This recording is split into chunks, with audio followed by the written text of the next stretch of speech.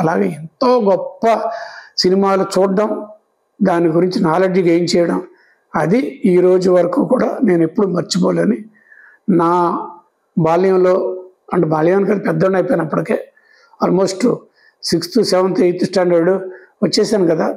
So అది మర్చిపోలేని అనుభవాలు ఇప్పటికీ కూడా అవి రికలెక్ట్ చేసుకుంటా. నేను తెలిసి తెలియకుండా నేను చూసిన ఫస్ట్ సినిమా, ఎవరైనా ఆశ్చర్యపోతారు, రఘు నీ వయసు ఎంత అంటారు, Hercules అన్చైన్డ్.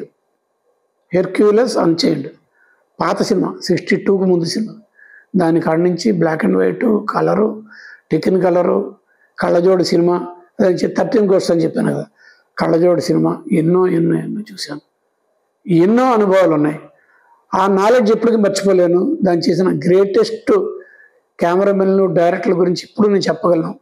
Freddie young, David Leenu, ఇంకా చాలామంది గురించి ఇప్పటికీ మాట్లాడగలను. అది అప్పటికిప్పటికీ మా నాన్నగారు లీలా మహలు, ఆ ఫోటోగ్రఫీ టు సినిమాటోగ్రఫీ, ఇది ఈ స్వరూపం నేను ఈరోజు ఇక్కడ మీ ముందు వచ్చి ముచ్చటించడానికి.